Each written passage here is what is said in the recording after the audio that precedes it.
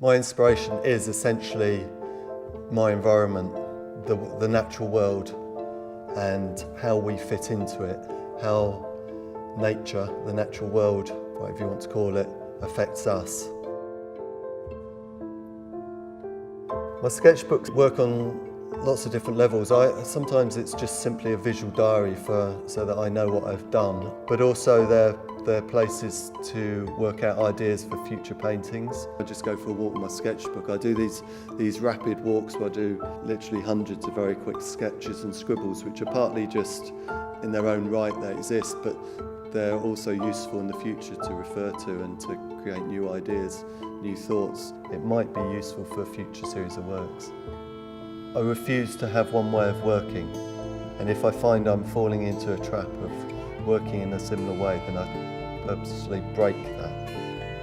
I spent a while in the location I wanted to paint, drawing, scribbling, working out composition, an idea that where I was hoping for the tide to be, i.e. how much beach was exposed, how much sea was in the composition, enjoying the elements and therefore planning to return with a painting.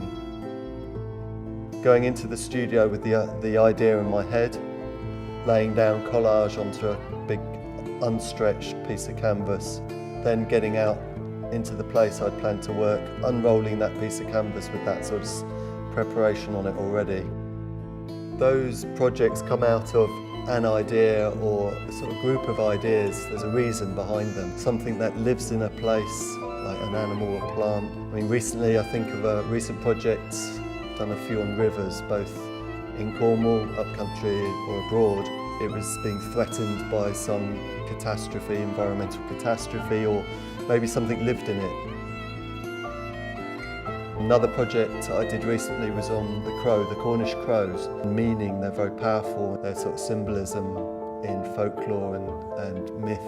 A bird that is a symbol of Cornwall, but also it was extinct until recently, and there's been a success story with it coming back and starting to breed in Cornwall again. So it was a subject I wanted to document maybe and just explore through the visual means, I guess.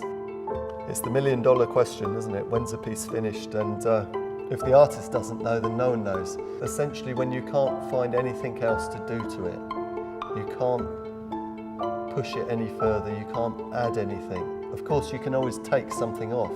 You know, you can scrape it right back again and start again.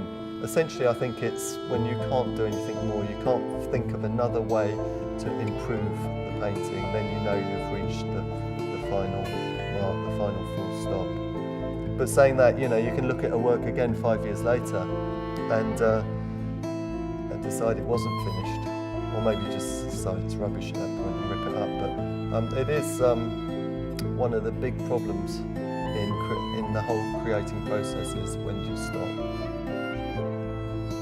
You can't expect all your work to succeed, and I think failures are important, as in what doesn't work, and then moving on from that. You have a disaster, you have a painting that doesn't work, what do? You've got choices. You either rip it all up or use it as collage in another painting, hide it away, and hopefully one day you'll come back to it. I think at the end of the day there's just a thing that I consider as a good painting or a good work of art, all about trying to create a decent piece, a decent work.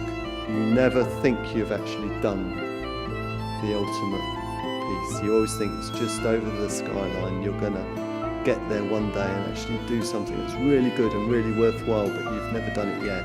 So there's this bit of coast, which is very near to where I live, here in West Cornwall. It's a place I go to continually. Probably been going there for 15, 20 years, painting that bit of coast, that patch of sea, the Atlantic Ocean. Often I focus on the empty part of the skyline, the empty part of the horizon.